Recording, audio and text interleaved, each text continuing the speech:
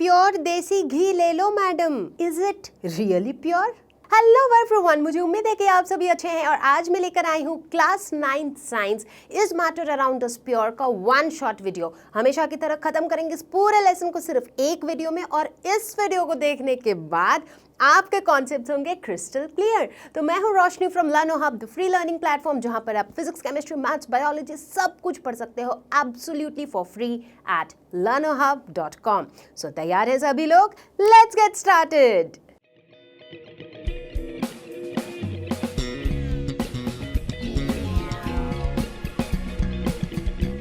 बच्चों, ये तो हम बचपन से ही पढ़ते आ रहे हैं कि what is matter. Anything that has mass and has occupy space is matter, right? अब इस बॉटल को ही ले लो। अब इस बॉटल का कुछ तो मास है, बिल्कुल है, वजन तो है इसका कुछ। और क्या ये जगह ऑक्यूपाई कर रहा है? बिल्कुल कर रहा है यार, इतना जगह तो ऑक्यूपाई कर ही रहा है, तो ये एक मैटर है। अगर बात करें इस घड़ी की, तो क्या ये मैटर है? ये भी मैटर है बिल्कुल, क्योंकि देखो ये भी कुछ स्पेस ऑक्यूपाई कर रहा है और इसका भी कुछ मास है। Am I matter? Of course I am, मेरा भी कुछ मास है and even I am occupying some space. तो अब फटाफट से बिल्कुल 2 मिनट में अपने चारों तरफ देखो और देखो कौन कौन सी चीजें हैं जो मैटर है। मे बी आपके आसपास fan, chair, table, bed, sofa etcetera आपको दिख रहा होगा और इन सब के केस में आप देखोगे कि they have mass and they occupy some space, so they are all examples of matter.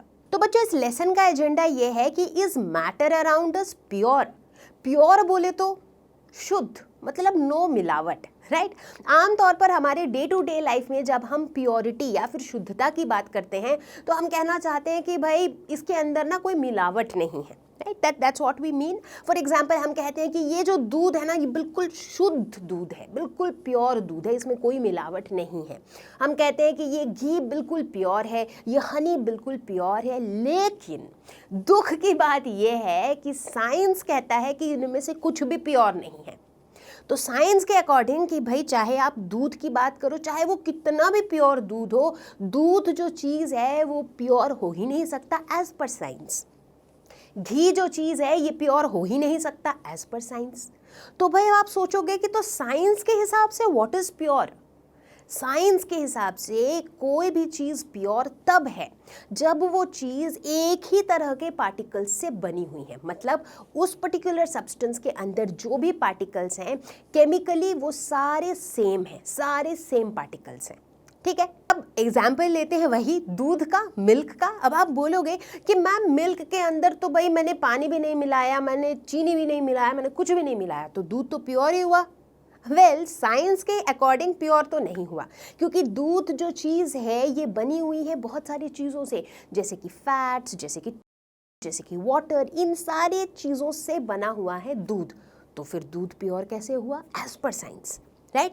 तो इसीलिए मैंने कहा कि साइंस के लिए ये सारी चीज़ें प्योर नहीं है, जिनके भी एग्जाम्पल्स हमने अभी डिस्कस किए। तो साइंस के हिसाब से प्योर क्या है, चलो देखेंगे। तो बच्चों, साइंस कहता है कि हम मैटर को 2 कैटेगरीज में क्लासिफाई कर सकते हैं। पहला प्योर सब्सटेंस, दूसरा मिक्सचर, ठीक है? प्योर सब्सटेंस और मिक्सचर क्या है, थोड़ा तो आइडिया लग ही रहा है नाम से, तो चलो डिटेल में देखते हैं। प्योर सब्सटेंस क्या होता है ये तो हमने ऑलरेडी डिस्कस कर लिया था कि भाई उनके अंदर केमिकली एक ही तरह के पार्टिकल्स प्रेजेंट होते हैं।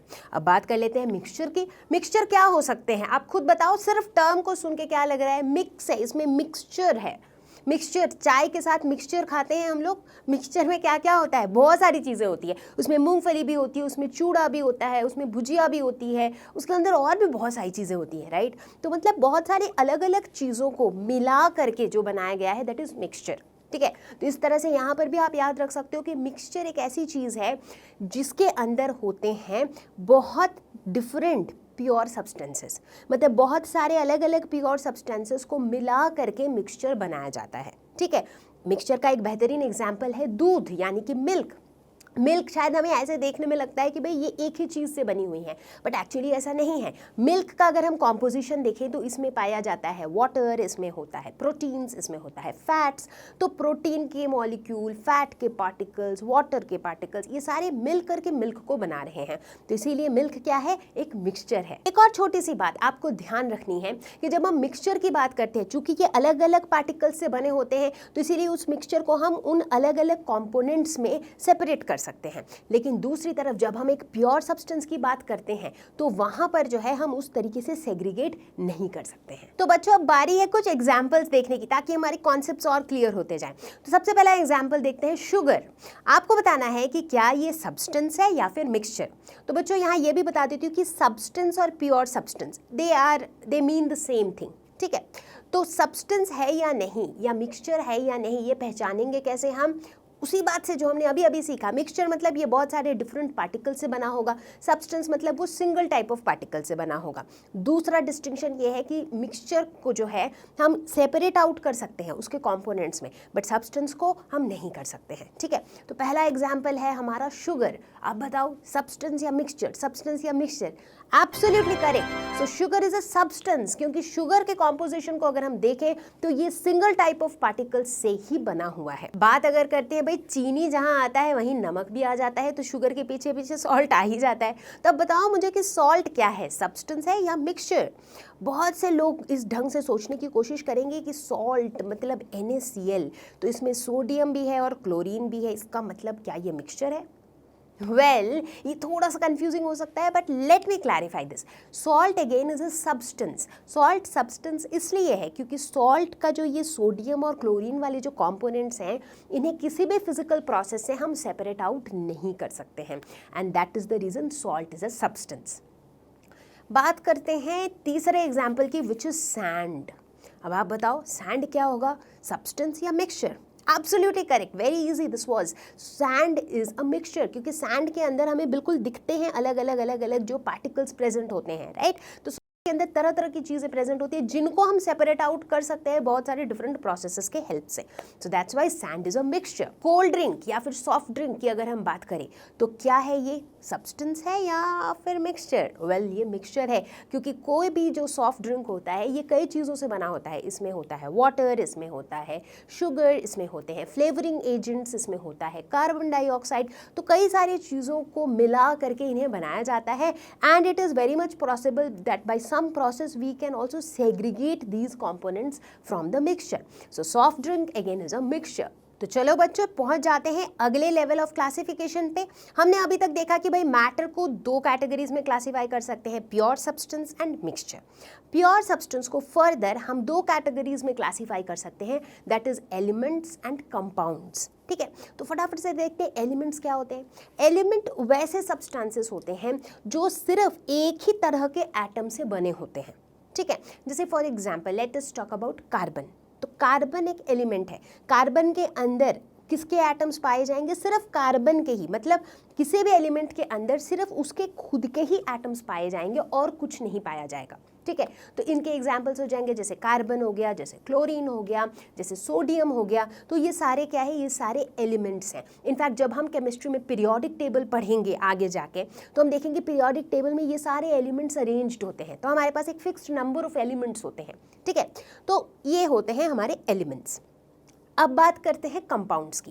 कंपाउंड्स बने होते हैं दो या दो से अधिक एलिमेंट्स से, मतलब जब दो एलिमेंट या दो से अधिक एलिमेंट्स एक दूसरे के साथ जुड़ जाते हैं बाय केमिकल बॉन्ड्स तो हमें मिलता है कंपाउंड्स।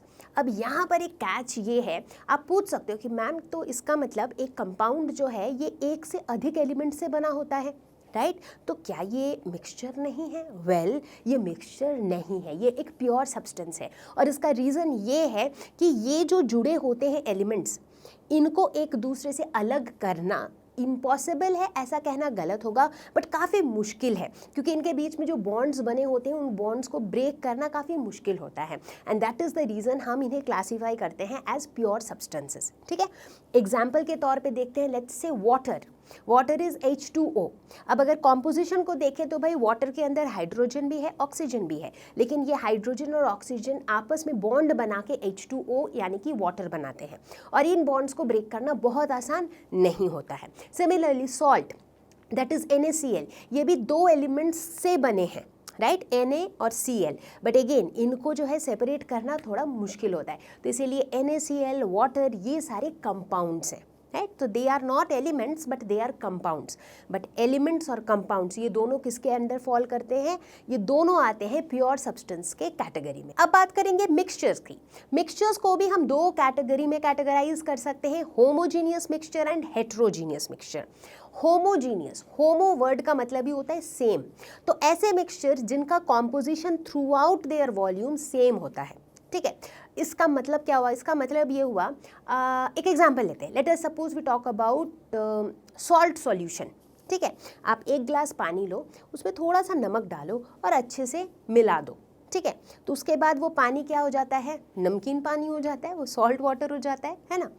अब इस पानी का जो कॉम्पोजिशन है, कॉम्पोजिशन बोलने का मतलब है कि इस ग्लास में लेट्स से सॉल्ट वाटर है, अब मैं ये ऊपर में से एक बूंद सॉल्ट सॉल्यूशन लूँ या नीचे में से एक बूंद सॉल्ट सॉल्यूशन लूँ, हर जगह का जो कॉम्पोजिशन है वो सेम रहेगा, हर जगह पानी उतना ही नमकीन रहेगा if you have stirred it really well, right. बोलने का मतलब है कि ये एक ऐसा सॉल्यूशन है जिसका जो कॉम्पोजिशन है वो हर जगह सेम है। तो इस तरह के मिक्सचर को हम कहते हैं होमोजीनियस मिक्सचर।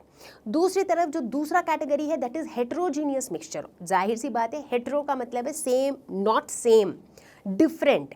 तो अभी जैसे मान लो सॉल्ट सॉल्यूशन की बजाय अगर मैं सैंड सॉल्यूशन ले लूँ, मतलब पानी में सैंड मिला दूँ, उसको अच्छे से घोल लूँ, चाहे कितने भी अच्छे से घोल लूँ, बट मैं क्या देखूँगी कि यूनिफॉर्म नहीं है उसका कॉम्पोजिशन, राइट। आप अच्छे से घोल लो, 1 मिनट रुक जाओ, आप क्या देखोगे कि towards the bottom of the glass आपका क्या है? आपका सैंड ज़्यादा है, ऊपर की तरफ थोड़ा कम है, तो कहीं पे ज़्यादा कहीं पे कम, इस तरह का कॉम्पोजिशन है। That means the composition is not uniform through out, और इस तरह के मिक्सचर्स को हम कहते हैं हेट्रोजीनियस मिक्सचर्स। तो बच्चों अब पहुंच चलते हैं हम अगले लेवल ऑफ क्लासिफिकेशन में। अब फर्दर हमारा जो होमोजीनियस मिक्सचर है इसको हम फर्दर क्लासीफाई कर सकते हैं दो कैटेगरी में, सॉल्यूशंस एंड कोलॉइड्स, ठीक है। सॉल्यूशंस बोले तो इनके केस में ये क्या है? ये है तो होमोजीनियस मिक्सचर जिनका कॉम्पोजिशन यूनिफॉर्म है थ्रू आउट, बट इनके केस में जो पार्टिकल का साइज है, राइट, क्योंकि यहाँ पे क्या हो रहा है कि एक पार्टिकल है जो किसी और सब्सटेंस के अंदर डिजॉल्व है, मतलब सॉल्यूट सॉल्वेंट वाला कॉन्सेप्ट जो हम बचपन में भी पढ़ते हैं। तो यहाँ पे क्या होता है कि जो पार्टिकल का साइज होता है ना वो बहुत छोटा है, मतलब it is less than 1 nanometre. Nanometre समझते हो? 1 नैनोमीटर मतलब 10⁻⁻⁹ मीटर। तो सोचो कितना छोटा है 1 नैनोमीटर। तो मतलब पार्टिकल का साइज अगर 1 नैनोमीटर से भी छोटा है तो उस तरह के होमोजीनियस मिक्सचर्स को हम कहते हैं सॉल्यूशंस, जैसे कि सॉल्ट सॉल्यूशन, जैसे कि शुगर सॉल्यूशन। तो इन सॉल्यूशंस के केस में एक बार आपने सॉल्ट को पानी में अच्छे से मिला दिया, उसके बाद आपको अपने नेकेड आई से सॉल्ट के पार्टिकल्स पानी में नहीं दिखते हैं, राइट। क्यों? क्योंकि वो पार्टिकल्स जो है वो बहुत ही ज़्यादा छोटे हैं जो पानी में कम्प्लीटली डिजॉल्व हो चुके हैं, ठीक है, ओके। अब जो दूसरा कैटेगरी होता है दैट इज़ कोलॉइड्स या फिर कोलॉइडल सॉल्यूशन, ठीक है। कोलॉइड्स क्या होता है? कोलॉइड्स के अंदर जो पार्टिकल का साइज होता है वो सॉल्यूशन के मुकाबले थोड़ा बड़ा होता है। तो बेसिकली यहाँ पर जो पार्टिकल का साइज होता है that is greater than 1 nanometre but less than 1000 nanometre, मतलब 1 से 1000 नैनोमीटर के बीच में उनका साइज होता है। हालांकि this itself is also very very small. तो कोलॉइड का एक बेहतरीन एग्जाम्पल है मिल्क, यानी कि दूध। तो बेसिकली आज हमें ये पता चला कि सॉल्ट सॉल्यूशन और मिल्क, इन दोनों में मिल्क के अंदर जो पार्टिकल साइज होता है that is bigger compare to salt solution, right. अब चलते हैं हम हेट्रोजीनियस मिक्सचर की तरफ। हेट्रोजीनियस मिक्सचर के कैटेगरी में फॉल करता है सस्पेंशन। सस्पेंशन क्या होते हैं? ये वैसे वाले कैटेगरी के मिक्सचर होते हैं जहां पर पार्टिकल का साइज जो है ये थोड़ा बड़ा होता है। Particle size is greater than 1000 nanometre, right. जैसे कि अगर हम बात करें लेट्स से सैंड सॉल्यूशन की, राइट, सैंड को पानी में मिला दिया, तो ये वाला जो मिक्सचर है इसमें हमें लिटरली नेकेड आई से भी सैंड के छोटे छोटे पार्टिकल्स दिख जाते हैं, करेक्ट। आपने नोटिस किया हो अगर, राइट, इसमें हमें पार्टिकल्स दिख जाते हैं। फॉर एग्जांपल अगर आप अपने किचन से सूजी ले लो, एकदम जो छोटे दाने वाले सूजी होते हैं वो ले लो और उसे पानी में मिला दो, you will be still able to see the particle, क्योंकि the particle size is bigger, right. आप थोड़ा सा आटा ले लो और उसे अच्छे से पानी में मिला दो, बट आपको फिर भी जो है ना वो छोटे, बहुत छोटे पार्टिकल्स हैं, बट स्टिल वो पार्टिकल्स जो है ना कहीं विजिबल होते हैं। तो इस कैटेगरी के हेट्रोजीनियस मिक्सचर को हम कहते हैं सस्पेंशन। सस्पेंशन ये वर्ड याद कैसे रहेगा, बड़ी आसानी से याद रहेगा। सस्पेंशन सस्पेंस से नहीं आया है, सस्पेंशन सस्पेंड से आया है। सस्पेंड मतलब जैसे मान लो अगर आपने थोड़ी मिट्टी ली, पानी में डाला, अच्छे से घोला, बहुत अच्छे से घोला, बट अगर काफ़ी देर तक उसे छोड़ दोगे तो आप क्या देखोगे कि वो जो मिट्टी है ना वो धीरे धीरे नीचे जम जाती है, नीचे आके सेटल हो जाती है, राइट। तो वहाँ पे सस्पेंड हो जाती है and that is why the name suspension. तो बच्चों यहाँ पर हमने लिया है 4 कंटेनर। पहले कंटेनर में हमने लिया है वाटर जो कि एक कंपाउंड है। दूसरे कंटेनर में हमने लिया है एक सॉल्यूशन जिसका पार्टिकल साइज होता है बहुत छोटा। तीसरे कंटेनर में हमने लिया है एक कोलॉइड यानी कि डाइल्यूटेड मिल्क जिसका पार्टिकल साइज होता है थोड़ा सा बड़ा compare to solution. And finally इस चौथे कंटेनर पे हमने लिया है एक mixture of maida and water, that is flour and water, and ये है एक सस्पेंशन जिसका पार्टिकल साइज इनमें से सबसे ज़्यादा बड़ा होता है। अब हम कुछ यूँ करेंगे कि हम लेंगे ये लेज़र लाइट और एक एक करके इन सारे के थ्रू इस लेज़र लाइट को पास करेंगे और देखेंगे मैजिक। तो शुरू करेंगे वाटर से। तो वाटर के केस में हम देख रहे हैं कि हम इसे वाटर के थ्रू पास तो कर रहे हैं बट हमें इस लाइट की जो बीम है वो क्लियरली दिख नहीं रही है। It is very very very light, right.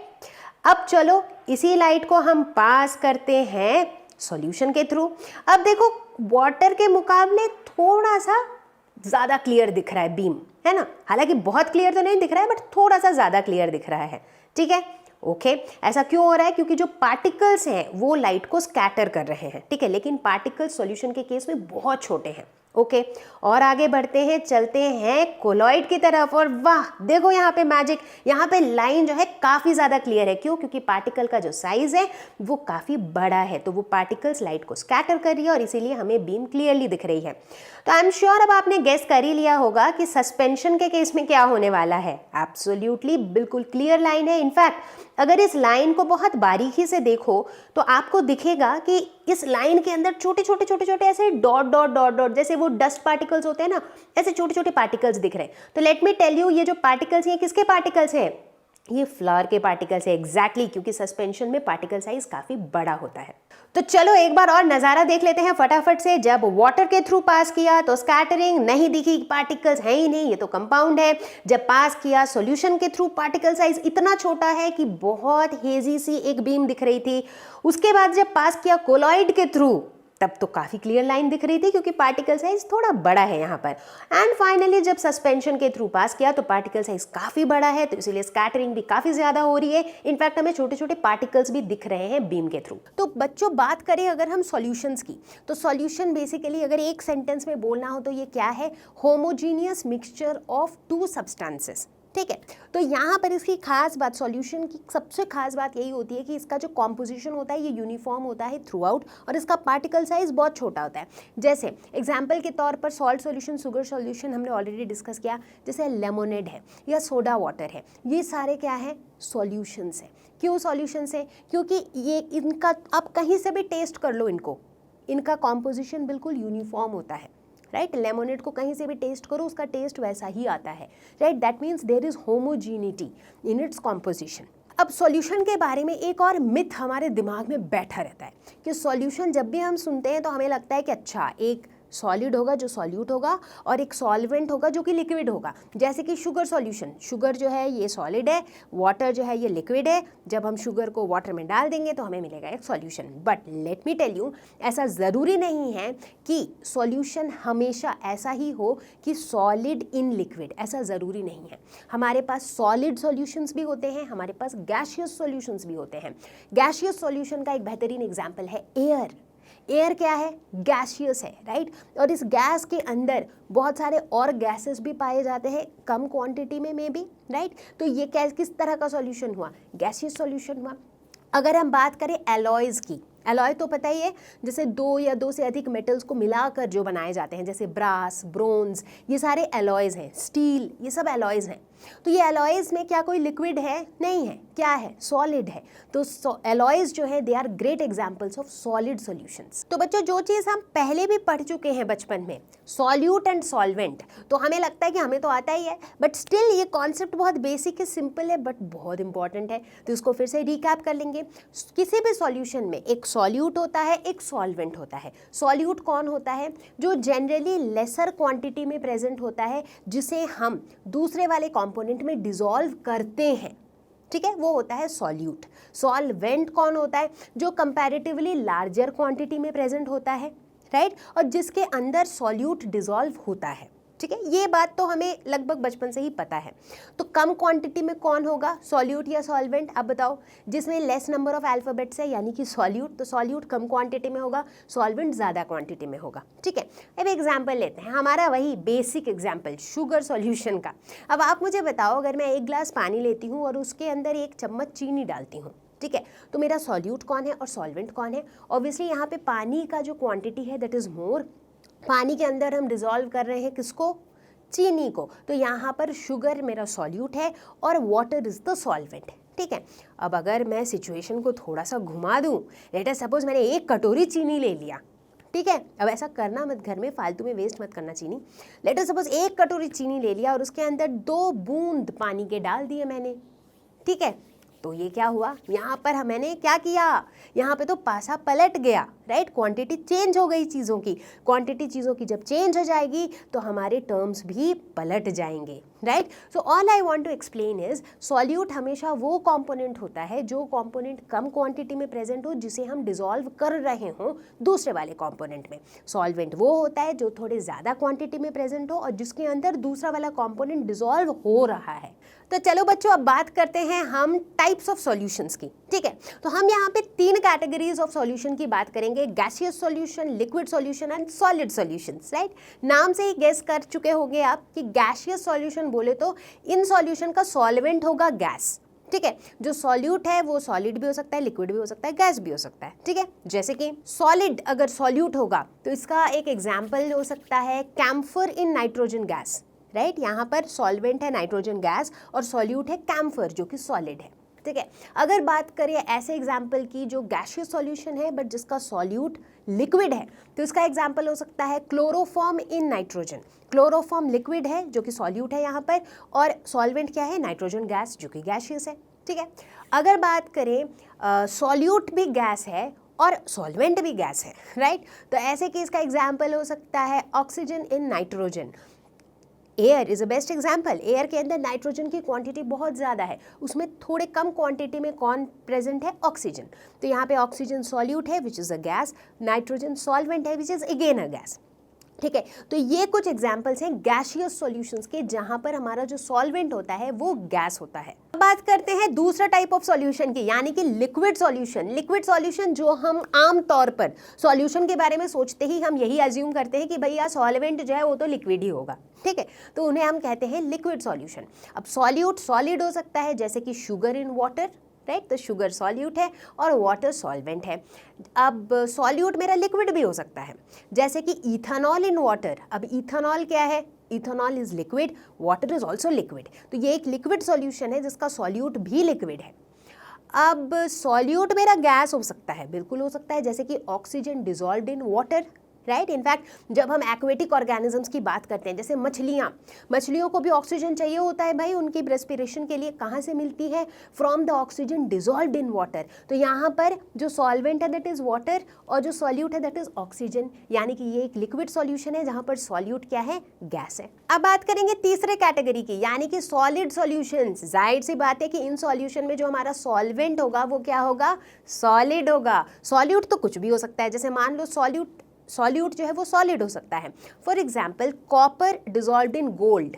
Gold क्या है, इन इटसेल्फ एक सॉलिड है। अब गोल्ड में भैया थोड़ा सा कॉपर मिलावट कर दिया, थोड़ा मिक्सिंग कर दिया, राइट। तो यहाँ पे क्या हुआ, सॉल्यूट कॉपर है, सॉल्वेंट गोल्ड है, दोनों ही सॉलिड है। ऐसा हो सकता है कि भाई सॉल्यूट जो है वो लिक्विड है। For example amalgam of mercury को अगर हम डिजॉल्व कर देते हैं सोडियम में, तो यहाँ पे क्या हो रहा है, सॉल्वेंट सोडियम है जो कि एक सॉलिड है, एमलगम ऑफ मर्करी क्या है, लिक्विड है, राइट। अब बात करते हैं अगर सॉल्यूट मेरा गैस हो फिर कैसा होगा, जैसे कि solution of hydrogen in palladium. Palladium एक सॉलिड है और इस पैलेडियम में हमने क्या डिसॉल्व कर दिया, थोड़ा सा hydrogen which is a gas.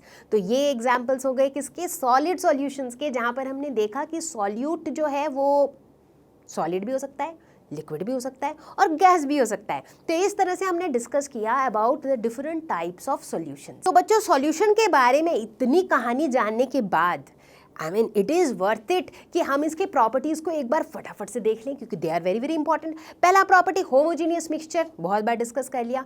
दूसरा प्रॉपर्टी सॉल्यूशन के अंदर पार्टिकल साइज बहुत छोटा होता है, लेस देन 1 नैनोमीटर। तीसरा प्रॉपर्टी, चूंकि सॉल्यूशन के अंदर पार्टिकल साइज इतना छोटा होता है तो इसीलिए इतने छोटे साइज के पार्टिकल्स जो है लाइट को स्कैटर नहीं करते हैं। बोलने का मतलब है अगर हम एक सॉल्यूशन के थ्रू लाइट पास करते हैं तो वो जो लाइट की जो पाथ होती है ना वो सॉल्यूशन में विजिबल नहीं होता है। क्यों विजिबल नहीं होता है? क्योंकि सॉल्यूशन के पार्टिकल्स बेचारे इतने छोटे होते हैं ना कि वो उस लाइट की बीम को स्कैटर ही नहीं कर पाते, इसीलिए वो विजिबल भी नहीं होता। सॉल्यूशन के जो पार्टिकल्स होते हैं वो इतने छोटे होते हैं और वो एक दूसरे में इस तरीके से मिल जाते हैं दैट इन्हें सेपरेट करना फिल्टरेशन से तो एटलीस्ट पॉसिबल नहीं होता है। सॉल्यूशन बहुत ही ज्यादा स्टेबल होता है। बोलने का मतलब है अगर एक सॉल्यूशन को हम बिना डिस्टर्ब किए काफी देर तक, घंटों तक भी छोड़ दें, तभी भी वहां पर हमें सेटलिंग डाउन नहीं दिखेगी। जैसे मान लो अगर एक शुगर सॉल्यूशन को आप बहुत देर तक छोड़ दो, ओवरनाइट भी छोड़ दो, तभी भी ऐसा नहीं होगा कि शुगर के पार्टिकल्स धीरे धीरे नीचे जमा हो जाएंगे। ऐसा नहीं होता है, which shows that solutions are very stable. तो बच्चों अब बात करेंगे हम about composition of a solution. एक सॉल्यूशन का कॉम्पोजिशन क्या है, मतलब वो किन चीज़ों से बना हुआ है, कैसे बना हुआ है, राइट। तो कॉम्पोजिशन को बताने के लिए अक्सर ही हम डिस्क्राइब करते हैं concentration of the solution. Concentration of the solution क्या बताता है कि उस सॉल्यूशन में कितना सॉल्यूट है और कितना सॉल्वेंट है। ये चीज़ हमें बताता है उस सॉल्यूशन का कॉन्सेंट्रेशन क्या है, ठीक है। सॉल्यूशन के कॉन्सेंट्रेशन को हम क्वालिटेटिवली भी बता सकते हैं और क्वांटिटेटिवली भी बता सकते हैं। Quantitatively is basically quantity, number, मतलब नंबर के हेल्प से भी बता सकते हैं सॉल्यूशन का कॉन्सेंट्रेशन क्या है। और क्वालिटेटिवली मतलब हम ऐसे ही इन टर्म्स ऑफ वर्ड्स हम बता सकते हैं कि उसका लगभग कॉन्सेंट्रेशन कैसा है। जैसे कि एग्जाम्पल दो, लेट अस सपोज कि हमने शुगर सॉल्यूशन लिया इस ग्लास में। अब इसमें हमने सोचा यार थोड़ा पानी और डालते हैं, डालो, थोड़ा और डालते हैं, डालते जाओ, थोड़ा और अब डालते हैं, डालते जाओ। अब हो क्या रहा है, सॉल्यूट का जो क्वांटिटी है वो उतना ही है, लेकिन सॉल्वेंट जो है वो बढ़ता चला जा रहा है। इसका मतलब मेरा सॉल्यूशन क्या होता जा रहा है, डाइल्यूट होता जा रहा है, राइट।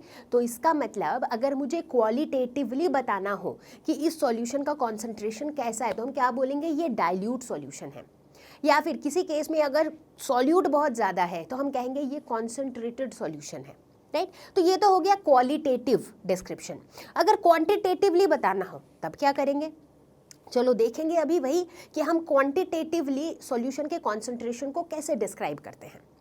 आमतौर पर कॉन्सेंट्रेशन ऑफ अ सॉल्यूशन का मतलब होता है amount of solute bye amount of solution, मतलब पूरे सॉल्यूशन में कितना सॉल्यूट है, या फिर amount of solute bye amount of solvent, मतलब इतने सॉल्वेंट में इतना सॉल्यूट है, ठीक है। तो चलो देखते हैं। तो बच्चों सॉल्यूशन के कॉन्सेंट्रेशन को क्वांटिटेटिवली डिस्क्राइब करने के कई तरीके होते हैं, जैसे कि मास by mass percentage, mass by volume percentage, molarity, molality, mole fraction वगैरह वगैरह। बट फिलहाल इस लेवल पर हम सिर्फ दो ही मेथड्स को डिस्कस करेंगे, मास by mass percentage and mass by volume percentage. Mass by mass percentage, देखो नाम पे फोकस करो, मास बाय मास यानी कि मास of solute bye mass of solution into 100। Mass by mass percentage, percentage है तो इनटू 100 तो होगा ही। मास बाय मास है यानी कि मास of solute bye mass of solution, ठीक है। तो ऐसे मास परसेंटेज निकाल सकते हैं। मास बाय वॉल्यूम परसेंटेज मतलब मास of solute by volume of the solution into 100, ठीक है।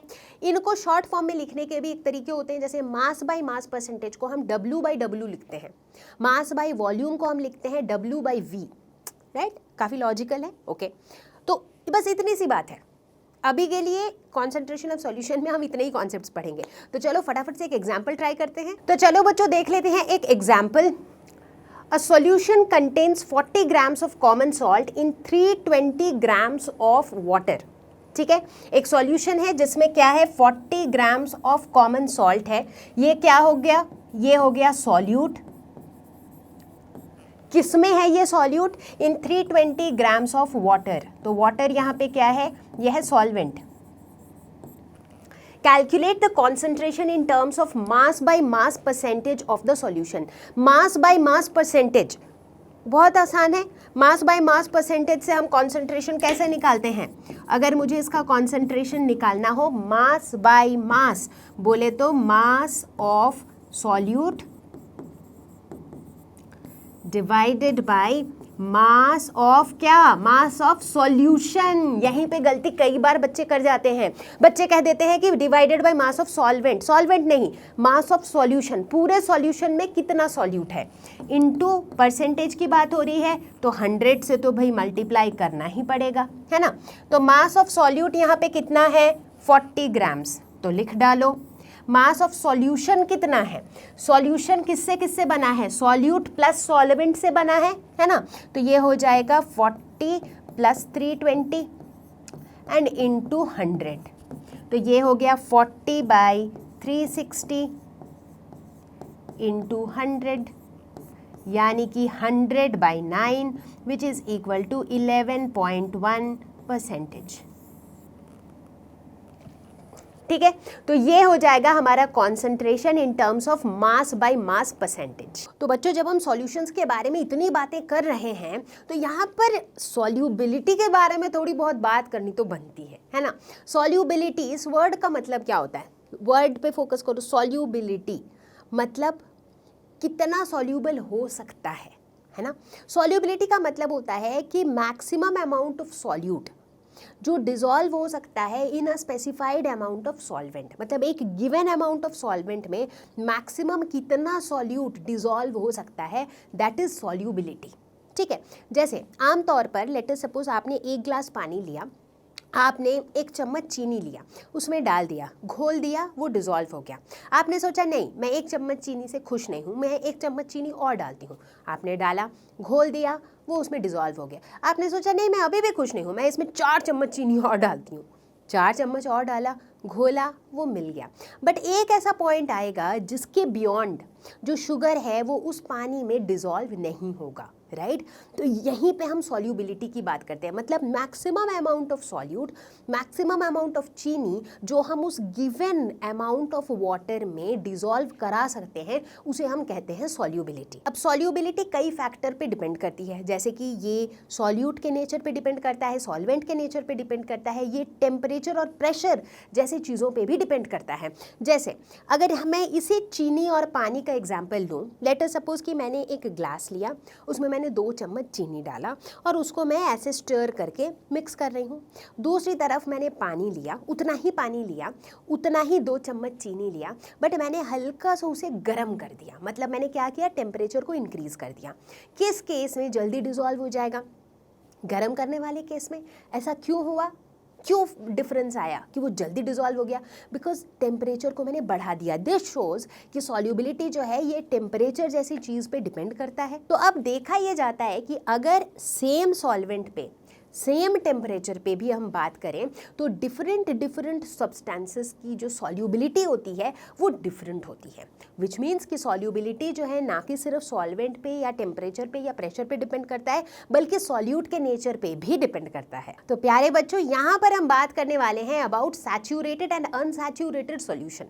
क्या होते हैं ये? सैचुरेशन, ये वर्ड हम कब यूज़ करते हैं? मतलब ऐसे नहीं बोलते हम कि यार मेरा तो सैचुरेशन लेवल आ गया है। आमतौर पर बातों में मतलब क्या होता है, मतलब यार मतलब मैं तो ना अपने पीक पे पहुंच चुका हूँ, मतलब अब इससे ज़्यादा बर्दाश्त मेरे से नहीं हो पा रहा है, so that is the level of saturation, है ना। तो सैचुरेटेड सॉल्यूशन का मतलब ये होता है कि अगर हमारे पास एक सॉल्वेंट है, एक गिवन अमाउंट ऑफ सॉल्वेंट है, उसमें हम मैक्सिमम जितना सॉल्यूट डिसॉल्व कर सकते थे हम कर चुके हैं, तो उस स्टेज को हम कहते हैं सैचुरेटेड सॉल्यूशन। यानी कि वो सॉल्यूशन जो है अपने सैचुरेशन तक पहुंच गया है, इसके बाद अगर आप और सॉल्यूट डालोगे तो भाई वो उसमें डिसॉल्व ना होने वाला। ठीक है, तो समझ में आ गया सैचुरेटेड सॉल्यूशन का मतलब।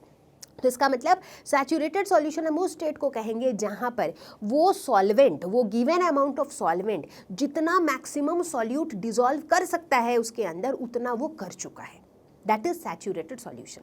अगर हमारे पास कोई ऐसा सॉल्यूशन है जिसके अंदर सॉल्वेंट जितना मैक्सिमम सॉल्यूट डिसॉल्व कर सकता है उससे कम सॉल्यूट उसमें प्रेजेंट है, तब हम उसे कहते हैं अनसैचुरेटेड सॉल्यूशन। तो बच्चों, सॉल्यूशन की कहानी तो काफ़ी लंबी चली और हमें सॉल्यूशन के बारे में काफ़ी अच्छा खासा आइडिया भी हो गया है। तो अब बात करेंगे हम सस्पेंशंस के बारे में। सस्पेंशन, जैसे कि मैंने पहले भी बताया कि ये होते हैं हेट्रोजीनियस मिक्सचर। इनके अंदर जो पार्टिकल्स होते हैं, एक तो पार्टिकल का साइज बड़ा होता है और ये जो पार्टिकल्स होते हैं ये कंप्लीटली डिसॉल्व नहीं होते हैं मीडियम में, बल्कि ये सस्पेंडेड रहते हैं थ्रू आउट द मीडियम। जैसे कि अगर हम बात करें सैंड इन वाटर, राइट, बालू को अगर मैं पानी में मिला दूं, चाहे मैं उसे कितना भी घोलती रहूं बट वो उसमें कंप्लीटली डिसॉल्व नहीं होता है, राइट। इनफैक्ट हम अपने नेकेड आई से सैंड के पार्टिकल्स को पानी में क्लियरली देख पाते हैं। क्यों देख पाते हैं? पहली बात क्योंकि ये डिसॉल्व नहीं होते हैं, दूसरी बात क्योंकि इनका पार्टिकल साइज भी बड़ा होता है। तो चलो बच्चों, अब हम डिस्कस करेंगे सस्पेंशन की प्रॉपर्टीज के बारे में। पहला प्रॉपर्टी हेट्रोजीनियस मिक्सचर होता है, जैसा कि हमें पता है। दूसरा प्रॉपर्टी यहाँ पे पार्टिकल साइज काफी बड़ा होता है, जिसकी वजह से इसे हम नेकेड आइज से भी देख सकते हैं। तीसरा प्रॉपर्टी, चूंकि पार्टिकल का साइज बड़ा होता है तो ये बड़ी ही आसानी से लाइट को स्कैटर कर देती है। तो इसीलिए सस्पेंशन के थ्रू जब हम एक बीम ऑफ लाइट पास करते हैं तो उस लाइट का जो पाथ है वो विजिबल होता है, बिकॉज सस्पेंशन के पार्टिकल्स जो है लाइट को स्कैटर कर देते हैं। सस्पेंशन होते हैं अनस्टेबल, बिल्कुल अनस्टेबल होते हैं, क्योंकि जैसे ही आप इन्हें थोड़ी देर के लिए छोड़ देते हो विदाउट डिस्टर्बिंग देम, तो क्या होता है, हम देखते हैं कि ये सस्पेंड कर जाते हैं या फिर ये सेटल डाउन कर जाते हैं। जैसे कि सैंड को जब हम पानी में मिलाते हैं, कितना भी मिलाने का कोशिश किया, उसके बाद जैसे ही 5 मिनट छोड़ दिया तो क्या होता है, पार्टिकल्स जो है वो नीचे जमा होने लगते हैं, which means suspension is highly unstable. Suspension के जो पार्टिकल्स होते हैं they can be separated by filtration, क्योंकि जैसा कि हमें पता है कि सस्पेंशन में तो यार पार्टिकल्स मुझे हमें अपनी आंखों से दिख रहा है, तो इसे अगर मैं एक छन्नी से पास करूं तो क्वाइट ऑब्वियस है कि हम इन पार्टिकल्स को सेपरेट आउट कर सकते हैं। सस्पेंशन के बाद किसका नंबर है? कोलॉइड्स का नंबर है ऑफ कोर्स। तो कोलॉइड्स क्या होते हैं? कोलॉइड्स के साथ देखो एक लफड़ा है। बहुत लोगों को लगता है कि कोलॉइड होमोजीनियस मिक्सचर है, बहुत लोगों को लगता है कि कोलॉइड हेट्रोजीनियस मिक्सचर है। तो भाई आखिर कोलॉइड्स है क्या?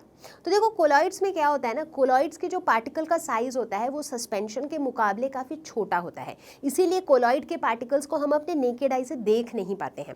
चूंकि हम उन पार्टिकल्स को देख नहीं पाते हैं तो इसीलिए हमें ऐसा लगता है कि ये होमोजीनियस मिक्सचर है, बट एक्चुअली ये हेट्रोजीनियस मिक्सचर होता है, ठीक है। तो इसीलिए जब हमने क्लासिफिकेशन भी डिस्कस किया था तो वहाँ पर भी हमने बोल दिया था कि भाई होमोजीनियस के अंदर हमारा कोलॉइड्स भी फॉल करता है along with solution, but actually देखा जाए तो होमोजीनियस के अंदर होता है सॉल्यूशन, हेट्रोजीनियस के अंदर होता है कोलॉइड्स एंड सस्पेंशन, ठीक है। तो अब ये कोलॉइड्स की खास बात ये होती है कि इनका पार्टिकल साइज होता है छोटा, और ये जो पार्टिकल्स होते हैं ये पूरे सॉल्यूशन में यूनिफॉर्मली स्प्रेड आउट होते हैं, ठीक है। तो पार्टिकल के छोटे साइज और इनके यूनिफॉर्मली प्रेजेंट होने की वजह से कोलॉइड्स हमें होमोजीनियस की तरह लगते हैं। कोलॉइड्स की एक और खास प्रॉपर्टी ये होती है कि कोलॉइडल पार्टिकल्स जो हैं ये टिंडल इफेक्ट को शो करते हैं। What is Tyndall effect? थोड़ा अजीब सा नाम है, बट टिंडल इफेक्ट बेसिकली है scattering of light by particles in a medium. अगर किसी भी मीडियम के पार्टिकल्स लाइट को स्कैटर करते हैं तो उसे हम टिंडल इफेक्ट कहते हैं।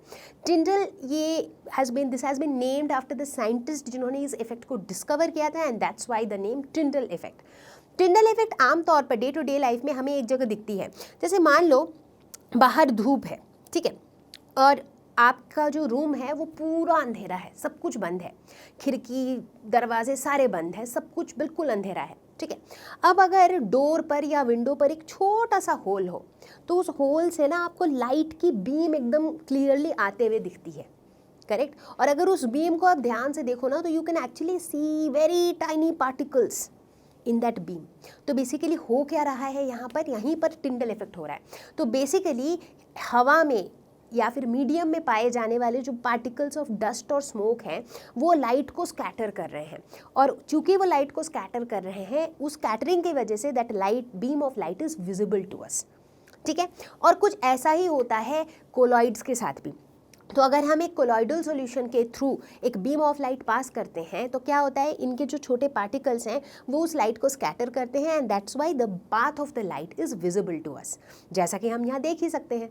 कोलॉइड्स की और प्रॉपर्टीज़ की अगर हम बात करें ओवरऑल, तो ये हेट्रोजीनियस मिक्सचर होता है, ये टिंडल इफेक्ट शो करता है, इसकी पार्टिकल का साइज इतना स्मॉल होता है कि नेकेड आई से हम इन्हें देख नहीं पाते हैं। कोलॉइड्स क्वाइट स्टेबल होते हैं, यस, हालांकि ये हेट्रोजीनियस मिक्सचर है, बट अगर हम इन्हें अनडिस्टर्ब्ड छोड़ भी दे कई देर तक, बट यहाँ पर हमें ऐसा नहीं दिखता है कि पार्टिकल्स जो हैं वो सेटल डाउन कर जा रहे हैं, ऐसा नहीं होता है, which means colloids are quite stable. Colloids के केस में भी पार्टिकल साइज बहुत स्मॉल होने की वजह से हम फिल्ट्रेशन जैसे मेथड से इनके पार्टिकल्स को सेपरेट आउट नहीं कर सकते हैं। तो इसलिए अगर आप प्रॉपर्टीज़ को देखो और इसे कंपेयर करने की कोशिश करो सॉल्यूशंस और सस्पेंशंस के साथ, तो आप देखोगे कि कोलॉइड्स कहीं ना कहीं मिडवे है, इसकी कई सारी चीज़ें सॉल्यूशन की तरह है, इसकी कई सारे प्रॉपर्टीज़ सस्पेंशन की तरह है। तो बच्चों, जिस तरीके से सॉल्यूशंस के केस में हम सॉल्यूट और सॉल्वेंट की बात कर रहे थे, उसी तरीके से कोलॉइड्स के केस में होता है डिस्पर्स्ड फेज और dispersion medium. Dispersed phase is basically जो सॉल्यूट लाइक सब्सटेंस है, ठीक है, मतलब जो डिस्पर्स हो रहा है, जो पार्टिकल्स डिस्पर्स हो रहे हैं, उसे हम कहते हैं डिस्पर्स्ड फेज। जिस मीडियम में ये डिस्पर्स्ड फेज के पार्टिकल्स डिस्पर्स हो रहे हैं, उस मीडियम को हम कहते हैं डिस्पर्सिंग मीडियम। तो मतलब जो वहाँ पे सॉल्यूट था वो यहाँ पे डिस्पर्स्ड फेज है, जो वहाँ पे सॉल्वेंट था वो यहाँ पे डिस्पर्शन मीडियम है। तो बच्चों, जिस तरीके से हमने सॉल्यूशन के टाइप्स डिस्कस किए थे, उसी तरीके से अब हम डिस्कस करेंगे कोलॉइड्स के भी टाइप्स। तो कोलॉइड्स के अंदर भी जो हमारा डिस्पर्शन मीडियम है, वो सॉलिड भी हो सकता है, वो लिक्विड भी हो सकता है, वो गैस भी हो सकता है। उसी तरीके से जो डिस्पर्स्ड फेज है वो भी सॉलिड, लिक्विड या गैस कुछ भी हो सकता है। तो चलो कुछ एग्जाम्पल्स देखते हैं, कुछ कैटेगरीज की बात करते हैं।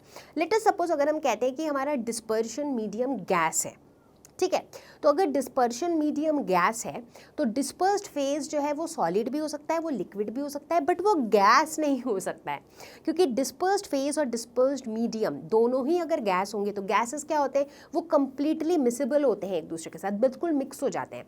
तो गैसेस के केस में जो है ना, ये डिस्पर्जन वाला सिनेरियो ही नहीं आता है। तो इसीलिए हमारे पास कभी भी एक ऐसा कोलॉइड नहीं होता है जिसका डिस्पर्स्ड फेज और डिस्पर्सिंग मीडियम दोनों ही गैस हो, ठीक है। तो अगर हमारा डिस्पर्शन मीडियम गैस है और डिस्पर्स्ड फेज अगर सॉलिड या लिक्विड है, तो इस तरह के कोलॉइड्स को हम कहते हैं एरोसोल्स। एग्जाम्पल के तौर पर बात करते हैं फॉग या क्लाउड की। फॉग या क्लाउड में क्या होता है, ज़्यादा मात्रा में क्या होता है, गैस होता है, और उसमें थोड़े बहुत वाटर ड्रॉपलेट्स होते हैं, राइट, यानी कि लिक्विड इन गैस। तो ये एक एरोसोल का एग्जाम्पल है। अगर बात करें सॉलिड इन गैस की, तो इसका एग्जाम्पल है स्मोक। स्मोक में क्या होता है, मेजरली गैस होता है, बट उसके अंदर छोटे छोटे डस्ट पार्टिकल्स होते हैं विच आर सॉलिड, राइट। तो ये क्या हो गया, ये हो गया सॉलिड इन गैस। अब अगर हमारा डिस्पर्जन मीडियम जो है वो लिक्विड हो, उस केस में मेरा डिस्पर्स्ड फेज सॉलिड भी हो सकता है, लिक्विड भी हो सकता है, गैस भी हो सकता है, ठीक है। तो अगर मेरा डिस्पर्स्ड फेज सॉलिड है तो उसे हम कहेंगे सॉल, मतलब लिक्विड के अंदर जो मेरा डिस्पर्स्ड फेज है दैट इज सॉलिड, उसे हम कहेंगे सॉल। अगर डिस्पर्स्ड फेज मेरा लिक्विड है तो उसे हम कहेंगे इमल्शन। अगर डिस्पर्स्ड फेज मेरा गैस है तो उसे हम कहेंगे फोम। एग्जाम्पल देखते हैं, जैसे शेविंग क्रीम। शेविंग क्रीम में जो मेरा डिस्पर्शन मीडियम है, what is that, that is liquid, but उसके अंदर हमने गैस डाल रखा है थोड़ा बहुत, जिसकी वजह से you see that froth in the shaving cream, right.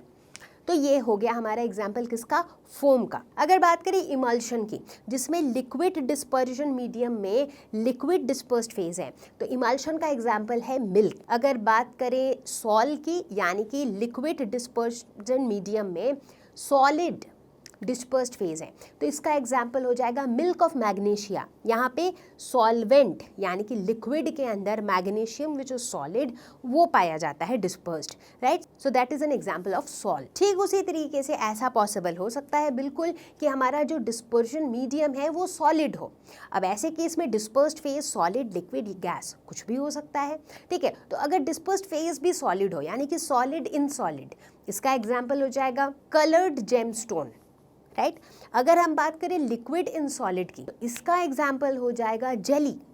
Jelly जो है क्या है, लिक्विड है थोड़ा सा, किसमें, सॉलिड में। अगर हम बात करें गैस इन सॉलिड, तो इसका एग्जाम्पल हो जाएगा स्पॉन्ज। स्पॉन्ज देखा जाए तो एक सॉलिड है, बट वो सॉलिड में क्या है, बीच बीच में गैप्स है जहाँ पर क्या है, गैस है। तो स्पॉन्ज या फिर rubber, these are examples of gas in solid. In fact gas in solid को हम फोम भी कहते हैं, राइट तो यहाँ पर देखो डिफरेंट नेम्स दे दिए गए हैं बेस्ड ऑन कि मेरा डिस्पर्स्ड फेज का स्टेट क्या है और मेरा डिस्पर्शन मीडियम का फेज क्या है। तो बच्चों अभी तक हमने मैटर के डिफरेंट क्लासिफिकेशन को डिटेल में समझा। तो अब सोचने वाली बात यह है कि यार मिक्सचर के अंदर ये जो डिफरेंट कंपोनेंट्स होते हैं हम इनको सेपरेट कैसे कर सकते हैं, राइट बोलने का मतलब है कि मतलब लेट्स से एयर, हम एयर में से डिफरेंट गैसेस को कैसे पा सकते हैं, हम मिल्क में से क्रीम को कैसे पा सकते हैं, या फिर हम इंक में से जो कलर्ड डाई है, जो उसका कलर्ड कंपोनेंट है, उसको कैसे पा सकते हैं, राइट तो बेसिकली अब यहाँ हम सीखेंगे ऐसे कई सारे मेथड्स जिससे हम मिक्सचर के कंपोनेंट्स को सेपरेट आउट कर सकते हैं and this is going to be super duper interesting. सबसे पहला एग्जांपल लेंगे हम इंक का, जो कि हम सभी यूज करते हैं, राइट इंक होता है एक solution of dye in water, right क्या आपको ये लगता है कि आप डाई को वाटर से सेपरेट कर सकते हो? बिल्कुल कर सकते हो, and that too by the simple process of evaporation.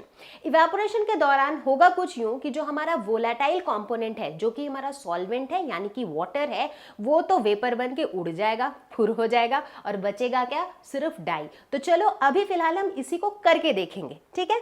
तो हम इस कंटेनर में ले लेंगे थोड़ा सा इंक और इसे क्या करेंगे? इवेपोरेट करने के लिए इसे हीट करेंगे।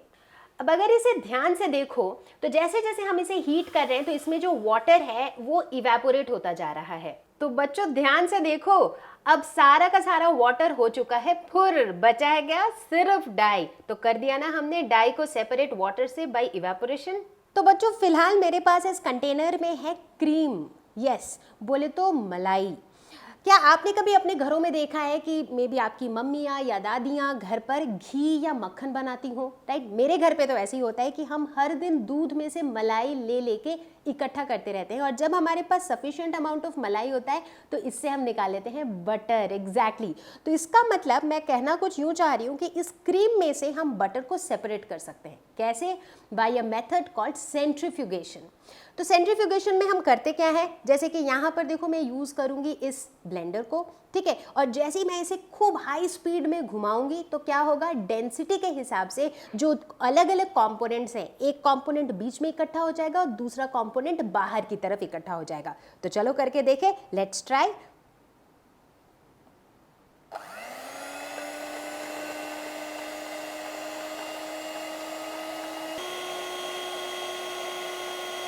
तो बच्चों इसे 1-2 मिनट घुमाने से चलेगा नहीं, इसे करीब करीब 15-20 मिनट तक आपको यूँ घुमाते रहना होगा and then you will gradually see. अगर आप यहाँ पे ध्यान से देखो तो बीच के तरफ ये क्या इकट्ठा हो गया है? जो बटर वाला पार्ट है वो इकट्ठा हो गया है।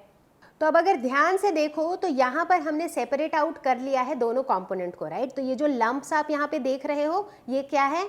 This is nothing but your butter, yes. तो इसको मैं यहाँ से अलग से निकाल लूंगी, डब्बे में डाल दूंगी and my butter is ready. यहाँ पर आप इस चीज़ के बजाय अगर चाहो तो मिक्सी का भी यूज़ कर सकते हो, क्योंकि मिक्सर में ये और फास्ट होता है। मिक्सर में may be around 5 minutes and you will see these two components getting separated. तो बच्चों अभी अभी हमने क्या देखा कि सेंट्रीफ्यूगेशन के प्रोसेस से हमने क्रीम में से बटर को सेपरेट आउट कर लिया। इनफैक्ट आपको जानकर अच्छा लगेगा कि इसी सेंट्रीफ्यूगेशन प्रोसेस से मिल्क में से हम क्रीम को भी सेपरेट कर लेते हैं। इनफैक्ट आप कई लोगों को शायद पता होगा, जैसे हमें कई तरह के मिल्क मिलते हैं, right? Full cream milk, skimmed milk. तो स्किम्ड मिल्क बेसिकली क्या होता है? जिसमें से मलाई हटा दी गई हो, यानी कि क्रीम को हटा दिया गया हो। तो इसे एक बड़े से सेंट्रीफ्यूज के अंदर डाल दिया जाता है जिसमें बहुत ही हाई स्पीड में इसे घुमाया जाता है and again based on the densities, जो लाइटर डेंसिटी के होते हैं वो ऊपर आ जाते हैं, जो हेवियर डेंसिटी के होते हैं वो नीचे जमा हो जाते हैं and that's how the cream gets separated from the milk और इससे हमें जो मिलता है that is the skimmed milk. तो बच्चों अब बात करेंगे हम इमिसिबल लिक्विड्स की। इमिसिबल बोले तो जो आपस में मिक्स नहीं होते हैं, एग्जैक्टली। अब मान लो हमें कोई ऐसा मिक्सचर मिल जाए जिसके अंदर 2 इमिसिबल लिक्विड्स हों, तो उन्हें सेपरेट करना ऑब्वियसली आसान होगा। क्यों? क्योंकि वो तो एक दूसरे के साथ दोस्ती नहीं करते, एक दूसरे के साथ मिक्स ही नहीं होते हैं। तो हम नोटिस करते हैं कि जब हमें ऐसे 2 इमिसिबल लिक्विड्स का मिक्सचर मिल जाता है तो ये अपने आप को अलग अलग लेयर्स में अरेंज कर लेते हैं। क्यों? क्योंकि इन लिक्विड्स की डेंसिटीज अलग अलग होती हैं। तो ऐसे ही 2 इमिसिबल लिक्विड्स हमारे पास अभी हैं, एक वाटर और दूसरा ऑयल। तो चलो देखें इनका मिक्सचर जब हमारे पास होता है तो ये कैसे खुद ब खुद सेपरेट आउट हो जाते हैं। तो इस ग्लास में सबसे पहले हम डालते हैं वाटर और अब हम इसमें डालेंगे ऑयल।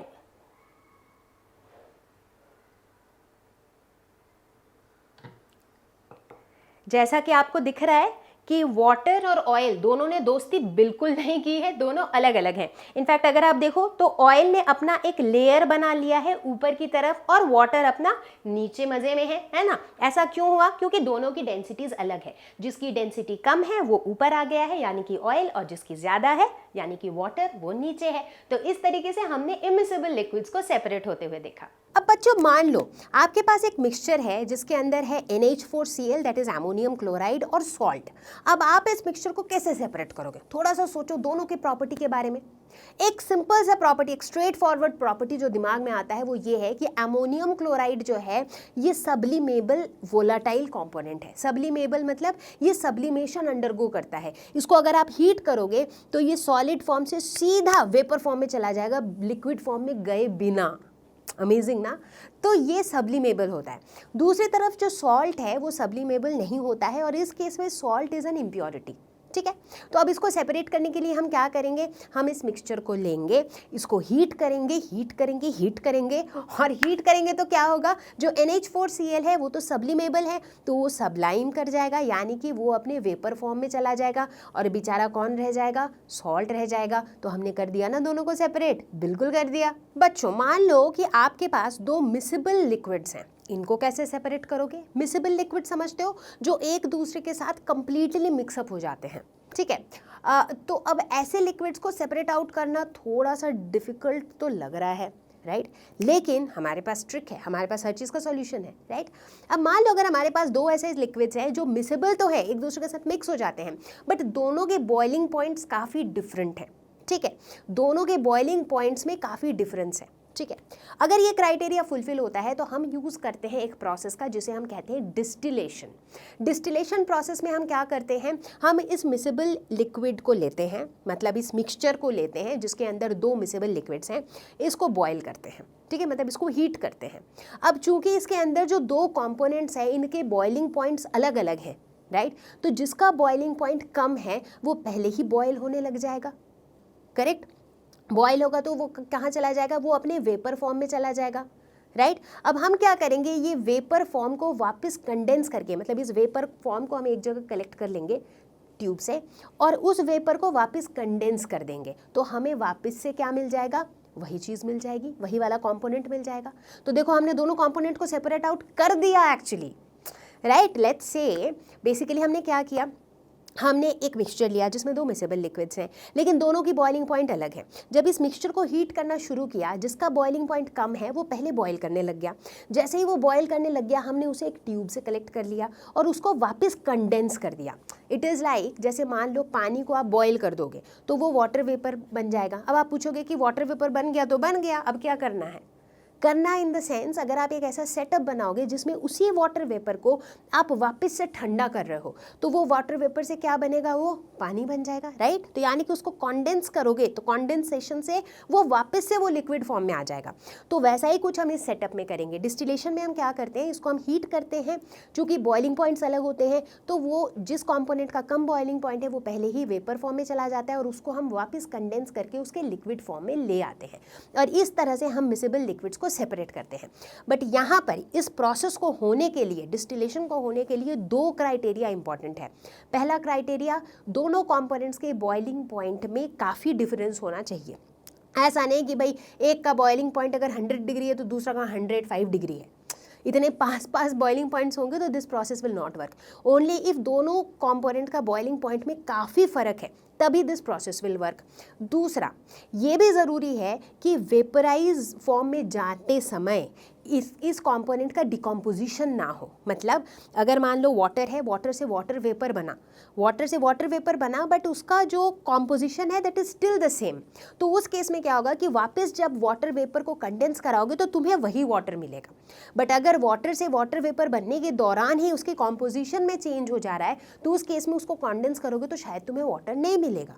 करेक्ट। तो यहाँ पर ये दो क्राइटेरिया सेटिस्फाई होनी चाहिए, पहला ये कि दोनों के बॉइलिंग पॉइंट्स में बहुत ज़्यादा डिफरेंस हो, दूसरा ये कि ये वेपोराइज हो विदाउट अंडरगोइंग डिकम्पोजिशन। तो बच्चों अब कई बार सिचुएशन ऐसी हो जाती है कि यार हमारे पास ना दो मिसेबल लिक्विड्स हैं, बट उन दोनों के बीच का जो बॉइलिंग पॉइंट का डिफरेंस है that is less than 25 kelvin. बोलने का मतलब है कि दोनों लिक्विड्स का बॉइलिंग पॉइंट थोड़ा सा आसपास है।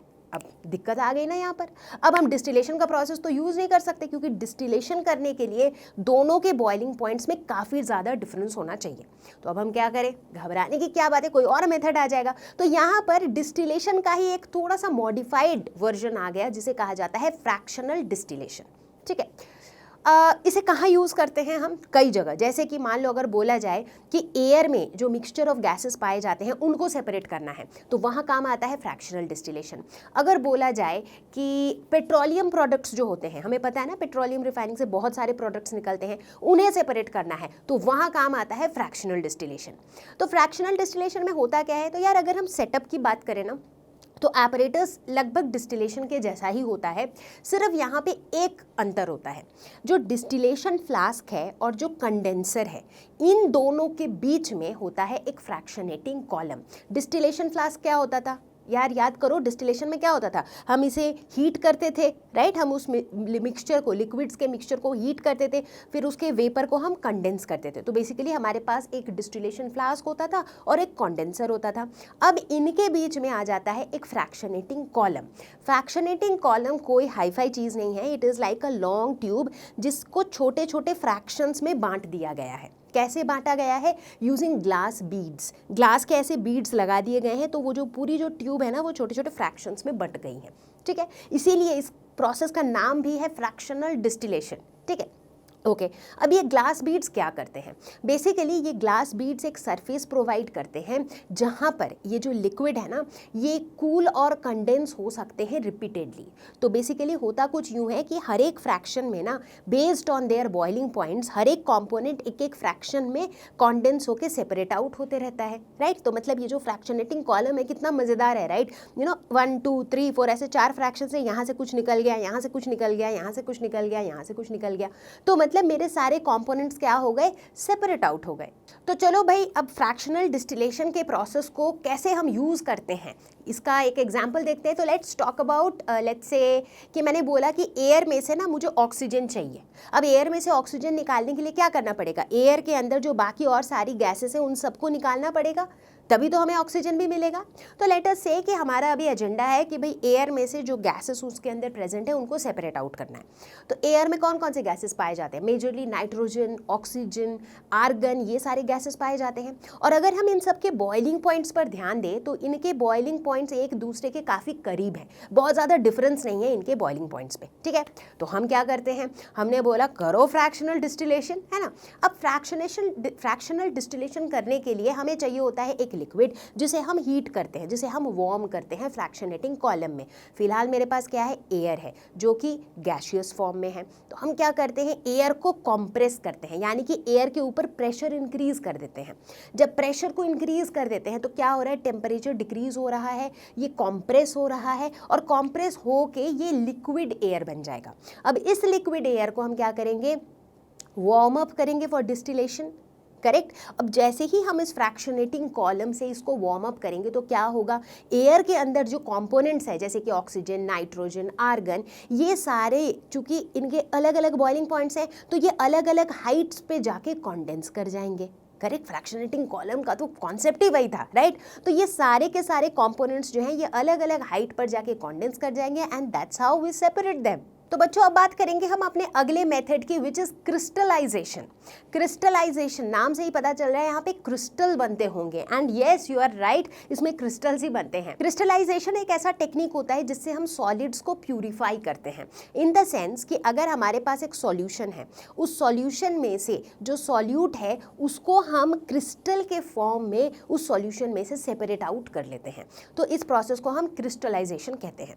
तो क्रिस्टलाइजेशन में होता क्या है, लेट अस सपोज हमारे पास एक सॉल्यूशन है, अगर हम उस सॉल्यूशन को हीट करते हैं तो क्या होता है, जो सॉल्वेंट है वो वेपोराइज हो जाता है, वो इवेपोरेट कर जाता है, बच जाता है पीछे से सॉल्यूट। ठीक है, अगर इस सॉल्यूशन को हम कूल करते जाएं और ठंडा करते जाएं तो क्या होता है, सॉल्यूट के जो क्रिस्टल्स हैं वो सारे क्रिस्टल्स एक दूसरे के साथ एक्यूमुलेट कर जाते हैं और इस सॉल्यूशन में एक जगह जमा हो जाते हैं, राइट, ये सारे क्रिस्टल्स। ठीक है, अब डिपेंड करता है कि कूल होने का रेट कितना है। अगर तो कूलिंग रेट बहुत फास्ट है तो हमें टाइनी टाइनी बहुत सारे क्रिस्टल्स मिलते हैं, छोटे क्रिस्टल्स मिलते हैं। अगर तो कूलिंग रेट स्लो है तो वैसे केस में हमें लार्ज क्रिस्टल्स भी मिलते हैं। ठीक है, तो इस तरीके से वो उन क्रिस्टल्स को निकाल के हम उनको ड्राई अप कर देते हैं and that's how we separate them out from the solution. ठीक है, अब जितने भी अनडिजॉल्व सॉलिड्स वहाँ पे रह जाते हैं उनको हम कैसे सेपरेट आउट करते हैं, बाय फिल्ट्रेशन, सिंपल, राइट। अब दिक्कत ये है कि जैसे ही हम क्रिस्टलाइजेशन की बात करते हैं तो अक्सर ये दिमाग में एक क्वेश्चन आता है कि क्रिस्टलाइजेशन और इवेपोरेशन ये दोनों एक दूसरे से अलग कैसे हैं। मतलब डेफिनेशन वाइज तो अलग हैं दोनों, वो हमें समझ में आ रहा है, बट द क्वेश्चन इज कि दोनों का पर्पस अलग कैसे है। ठीक है, जैसे मान लो अगर हम बात करते हैं सी वाटर की, ठीक है, तो सी वाटर में से अगर मुझे सॉल्ट को, सी वाटर सॉल्टी होता है यानी कि उस पानी में नमक होता है, तो अगर मुझे उस नमक को सेपरेट आउट करना है, एक ऑप्शन है इवेपोरेशन, तो भाई सारा पानी जो है इवेपोरेट कर जाएगा और बच जाएगा सॉल्ट। बट ऑलवेज रिमेंबर इस सॉल्ट के अंदर होगी काफ़ी सारी इम्प्योरिटीज़। ठीक है, तो इस केस में एक और तरीका होता है एंड दैट तरीका is crystallization. So let us quickly see how is crystallization different from evaporation. तो बच्चों जैसा कि मैंने बताया, इवेपोरेशन में क्या होता है, लिक्विड से वेपर बन जाता है, राइट। क्रिस्टलाइजेशन में क्या होता है, लिक्विड से सॉलिड क्रिस्टल्स बनते हैं, राइट। तो देखो दोनों ही केस में ना, चाहे इवेपोरेशन हो या क्रिस्टलाइजेशन हो, दोनों में ही हम एक लिक्विड से स्टार्ट कर रहे हैं। इवेपोरेशन में क्या हो रहा है, लिक्विड से वेपर चला जा रहा है, क्रिस्टलाइजेशन में लिक्विड से सॉलिड क्रिस्टल्स चला जा रहा है। ठीक है, दैट्स द मेन डिफरेंस। अब अभी मैंने बोला कि क्रिस्टलाइजेशन की ज़रूरत क्या है, जब क्रिस्टलाइजेशन के बदले में इवेपोरेशन भी यूज़ कर सकते हैं। अभी मैंने सी वाटर की बात करी थी, तो देखो क्रिस्टलाइजेशन इवेपोरेशन से बेटर क्यों है, इसको आंसर करते हैं। तो सबसे पहला एग्जाम्पल हम वही सॉल्ट वाटर का ही लेंगे। अब देखो अगर हम सी वाटर में इवेपोरेशन करते हैं तो क्या होता है, जो सॉल्ट रह जाता है हमारा, उसके अंदर उसके साथ इम्प्योरिटीज़ भी रह जाती हैं। ठीक है, लेकिन अगर हम क्रिस्टलाइजेशन का प्रोसेस करते हैं तो उसमें क्या होता है, जो इम्प्योरिटीज़ हैं वो अनडिजॉल्व सॉलिड की तरह ही रह जाती है, जिन्हें हम फिल्ट्रेशन से रिमूव कर सकते हैं, राइट। और जो क्रिस्टल्स हमें मिलते हैं वो प्योर क्रिस्टल्स होते हैं। ठीक है, तो पहला एडवांटेज तो ये हो गया। दूसरा एडवांटेज क्या है, कई बार ऐसा होता है कि जो सॉल्यूट्स हैं वो या तो बर्न आउट हो जाते हैं या फिर डिकम्पोज हो जाते हैं during evaporation. For example let us suppose हमारे पास एक शुगर सॉल्यूशन है। ठीक है, अब इस शुगर सॉल्यूशन को हमने बोला हमें सेपरेट आउट, हमें शुगर निकालना है इसमें से, तो हमने बोला इवेपोरेशन करें कि क्रिस्टलाइजेशन। आपने बोला मैम इवेपोरेशन ट्राई करेंगे, ट्राई करो फिर, कोई दिक्कत नहीं मुझे। अगर इवेपोरेशन ट्राई किया तो कई बार ये चांसेस होते हैं कि जो शुगर है ना वो खुद भी हीटिंग की वजह से वो बर्न आउट हो जाता है। ठीक है, तो इस केस में और कई सब्सटेंसेस के केस में जो सॉल्यूट होता है वो डिकम्पोज कर जाता है। ठीक है, तो उसे अवॉइड करने के लिए भी क्रिस्टलाइजेशन का मेथड जो है that turns out to be better. तो बच्चों हम यहाँ पर कितने सारे प्रोसेसेस की बात कर रहे हैं कि भाई इसको इससे कैसे सेपरेट करें, उसको इससे कैसे सेपरेट करें। तो यहाँ पर एक बहुत ही हमारे डे टू डे लाइफ से रिलेटेड एक प्रोसेस की बात करते हैं which is drinking water purification. अब हम सभी को ये बात पता है कि यार कहीं भी कुछ भी गंदा पानी हो तो हम उसे पी नहीं लेते हैं, राइट। ड्रिंकिंग वाटर कौन सा वाला पानी होता है, जो साफ़ होता है। क्यों, क्योंकि अगर हम गंदे पानी को पी लें, कंज्यूम कर लें, तो उससे बीमारियां हो सकती हैं। So it is very important that drinking water is clean. तो अब चलो समझते हैं फटाफट से कि ड्रिंकिंग वाटर प्यूरीफाई होता कैसे, एक ओवरव्यू लेंगे। ठीक है, तो हमारा सबसे पहला स्टेप क्या होता है कि भाई जितने भी जो भी नदी लेक है, जो रिवर लेक में से फ्रेश वाटर को ले आओ, इसे भेज दो कहाँ पे, प्यूरिफिकेशन के लिए वाटर प्लांट पे। ओके, वाटर प्लांट में जाके ये कहाँ जाता है, सबसे पहले जाता है सेडिमेंटेशन टैंक में। सेडिमेंटेशन टैंक में क्या होता है, सेडिमेंटेशन टैंक में रहता है एलम। एलम समझते हो, फिटकरी। एलम का काम ये होता है कि ये क्या करता है कि जो छोटे छोटे डस्ट पार्टिकल्स होते हैं ना, वो डर्ट पार्टिकल्स को वो एक साथ चिपका देता है। जब इतने सारे छोटे छोटे डर्ट पार्टिकल्स चिपक जाते हैं तो क्या होता है, यूनिटी स्ट्रेंथ, राइट। तो ये सारे चिपक के ना भाई थोड़े हैवी हो जाते हैं और ये चुपचाप सेटल डाउन कर जाते हैं। ओके, सेटल डाउन कर गए, चलो तो मतलब ये डर्ट पार्टिकल्स सेपरेट हो गए पानी में से। इसके बाद हम इसे भेज देते हैं फिल्ट्रेशन टैंक में।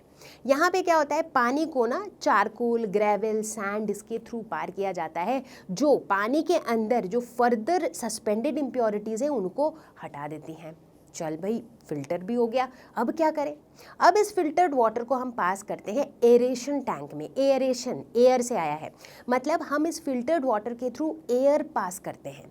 एयर के सर्कुलेशन से पानी में जितने भी टेस्ट कॉजिंग या स्मेल कॉजिंग सब्सटेंसेस होती हैं उनका कॉन्सेंट्रेशन कम हो जाता है। ओके, चलो ये भी काम हो गया। और इसके बाद फाइनली इसे हम भेज देते हैं डिसइंफेक्टेंट टैंक में। यहाँ पे क्या होता है, इन्फेक्शंस गायब हो जाते हैं। एग्जैक्टली तो इस टैंक के अंदर क्लोरीन ऐड किया जाता है, जो एक डिसइंफेक्टेंट है, जो सारे डिजीज़ कॉजिंग माइक्रो ऑर्गेनिजम्स को पानी में से किल कर देता है। तो इतने सारे टैंक से पास होने के बाद जो हमारा पानी होता है वो इतना क्लीन तो हो ही जाता है कि हम उसे पी सके। So that's how we purify the drinking water. तो चलो भाई, यहाँ तक तो कॉन्सेप्ट्स क्लियर हो रहे होंगे, आई एम श्योर। ठीक है, कभी सुना है लोगों को कहते हुए that the only permanent thing in life is change. जो चीज़ कभी नहीं बदलती है वो क्या है, बदलाव है, राइट। तो अचानक मैं साइंस पढ़ाते पढ़ाते चेंज की बात क्यों कर रही हूँ, क्योंकि अब हम पढ़ने वाले हैं about physical and chemical changes. अब चेंज भी साइंस के नज़रिए से देखो तो दो टाइप के होते हैं, एक होते हैं फिजिकल चेंज, दूसरा केमिकल चेंज। फिजिकल चेंज क्या होता है, फिजिकल चेंज एक इस तरह का चेंज है जिसमें जिस भी सब्सटेंस में चेंज आ रहा है उसके केमिकल नेचर में कोई चेंज नहीं आ रहा है, मतलब उसका जो केमिकल कॉम्पोजिशन है that is still the same. ठीक है, दूसरी तरफ जो केमिकल चेंज होता है उसमें सब्सटेंस का जो केमिकल नेचर है या जो उसका केमिकल कॉम्पोजिशन है वही चेंज हो जा रहा है, जिसकी वजह से हमें नई चीज़ें मिल रही हैं, नए सब्सटेंसेस मिल रहे हैं। एग्जाम्पल देखते हैं। लेट अस सपोज हम बात करते हैं आइस की। फ्रिज में से आपने आइस निकाला, फ्रीज़र में से आइस निकाला, चलो उसे छोड़ दिया, हीट किया उसे। ठीक है, क्या हो गया, वो पानी बन गया। पानी को हीट किया, क्या बन गया, वाटर वेपर बन गया। ठीक है, बट अगर देखा जाए तो चेंज तो हुआ भाई, पहले आइस था, फिर पानी था, फिर वेपर था, तो चेंज तो हुआ है ना। किस तरह का चेंज हुआ, आइस क्या है, वाटर है, H2O है, वाटर क्या है, H2O है, वेपर क्या है, H2O है। यानी कि केमिकली तीनों चीज़ें सेम हैं, यानी कि तीनों के केमिकल नेचर में कोई चेंज नहीं आया। तो इस तरह के चेंज को हम कहते हैं फिजिकल चेंज। दूसरी तरफ लेट अस से हमने एक पेपर लिया, ठीक है, उसको जला दिया। ठीक है, अब पेपर को जला दिया, क्या हुआ, पेपर का जो कॉम्पोजिशन था और उसके जल जाने के बाद जो उसका कॉम्पोजिशन है, क्या वो सेम है, नहीं है। So this is a chemical change. तो अब हम एक प्रैक्टिस टाइम करेंगे, मतलब हम कुछ एग्जाम्पल्स देखेंगे और हम लोग गेस करेंगे कि ये फिजिकल चेंज है या केमिकल चेंज है। रेडी हो सब लोग, चलो शुरू करते हैं। सबसे पहला, कटिंग ऑफ ट्रीज। अगर एक ट्री को काट दिया जाए तो चेंज है, बिल्कुल है। किस तरह का चेंज है, ट्री का केमिकल कॉम्पोजिशन या उसका केमिकल नेचर चेंज हुआ, नहीं हुआ, तो कैसा चेंज है, फिजिकल चेंज। दूसरा example, melting of butter in a pan. Butter fridge में से निकाल के पैन में छोड़ दो, क्या होगा, थोड़े टाइम के बाद पिघलने लगेगा। ठीक है, अब पिघल तो रहा है, so there is a change, but क्या इसका केमिकल नेचर ही चेंज हो जा रहा है, नहीं, राइट। इसको वापस मैं फ्रिज में डाल दूंगी तो ये वापस सॉलिड बन जाएगा जैसा था, राइट, बट इसके केमिकल नेचर में नो चेंज, यानी कि ये क्या है, फिजिकल चेंज। रस्टिंग ऑफ अलमीरा, देखी होगी ना घर पे पुरानी लोहे की अलमारी बहुत दिनों तक अगर पानी में या हवा में छोड़ दो तो क्या होता है, उसमें रस्ट आ जाता है, राइट, वो रेडिश कलर की एक लेयर बन जाती है। कैसा चेंज है वो, बताओ, सोच के बताना। अभी तक वो क्या था, आयरन था, अब उस पे क्या आ गया, आयरन के ऑक्साइड का एक लेयर आ गया है। क्योंकि रस्ट क्या होता है, जब आयरन जो है ना वाटर या एयर के साथ रिएक्ट करता है तब वो बनाता है रस्ट। तो यानी कि यहाँ पर क्या हो रहा है, एक केमिकल चेंज अंडरगो हो रहा है, राइट, क्योंकि केमिकली रस्ट क्या है, कुछ और है, रस्ट का कॉम्पोजिशन और आयरन का कॉम्पोजिशन सेम नहीं है। So this is a chemical change. Passing of electric current through water and water breaking down into hydrogen and oxygen, मतलब वाटर जो कि H2O था वो अब हाइड्रोजन और ऑक्सीजन में ब्रेक कर जा रहा है। तो जाहिर सी बात है कि पहले वो H2O था, पहले वो उसका केमिकल नेचर था, अब क्या बन गया, वो हाइड्रोजन और ऑक्सीजन, दो अलग अलग चीज़ें बन गई है, यानी कि this is a chemical change. Making a fruit salad with raw fruits, बहुत सारे फ्रूट्स लेकर के, जैसे ग्रेप्स लिया, पपाया लिया, मैंगो लिया, एप्पल लिया, सब कुछ को मिला के एकदम मसालेदार उसको बना के फ्रूट सैलड बनाया गया। किस तरह का चेंज है? चेंज तो है, क्योंकि पहले ये सारे फ्रूट्स अलग अलग थे, कंप्लीट फ्रूट्स थे, होल फ्रूट्स थे, अब उनको काट के हमने मिक्स कर दिया है, तो चेंज तो है, बट कैसा चेंज है? फिजिकल चेंज है, क्योंकि यहाँ पे केमिकल नेचर या केमिकल कॉम्पोजिशन में कोई चेंज नहीं हो रहा है। तो प्यारे बच्चों, मिक्सचर के बारे में तो हमने बहुत लंबी कहानी सुन ली है ना। मिक्सचर के हर कैटेगरी को हमने डिस्कस किया, चाहे वो होमोजीनियस मिक्सचर हो, हेट्रोजीनियस मिक्सचर हो, सब कुछ डिस्कस कर लिया है। अब बारी है प्योर सब्सटेंसेस की। प्योर सब्सटेंसेस के अंदर भी हम इन्हें दो कैटेगरीज में क्लासिफाई कर सकते हैं, एलिमेंट्स एंड कंपाउंड्स। तो सबसे पहले बात करेंगे एलिमेंट के बारे में। पहले भी हमने जिक्र किया था कि एलिमेंट मैटर का एक ऐसा फॉर्म है जिसे हम फर्दर और किसी सिंप्लीफाइड फॉर्म में ब्रेक डाउन नहीं कर सकते हैं। पीरियोडिक टेबल देखा ही होगा कभी ना कभी, तो इनफैक्ट इसके कुछ एलिमेंट्स भी देखे होंगे। देखो एलिमेंट वर्ड आ गया, तो पीरियोडिक टेबल में बैठे हुए ये जो दिखते हैं हमें लोग, चाहे हाइड्रोजन हो, चाहे ऑक्सीजन हो, चाहे नाइट्रोजन हो, चाहे मैग्नीशियम हो, चाहे सिलिकॉन हो, ये सारे क्या है? ये सारे एलिमेंट्स हैं, क्योंकि इनको हम फर्दर किसी और सिंप्लीफाइड फॉर्म में ब्रेक नहीं कर सकते हैं। तो बच्चों, एलिमेंट्स को भी ना हम फर्दर और कैटेगराइज कर सकते हैं, बिल्कुल कर सकते हैं। पीरियोडिक टेबल कभी थोड़ा ध्यान से देखा है? पीरियोडिक टेबल में होते हैं मेटल्स, इनमें होते हैं नॉन मेटल्स और इनमें होते हैं मेटलॉइड्स, राइट। तो ये सारे क्या हैं? सारे ही एलिमेंट्स हैं, लेकिन इन सबके प्रॉपर्टीज थोड़ी अलग है, थोड़ी नहीं, एक्चुअली काफ़ी अलग है, ठीक है।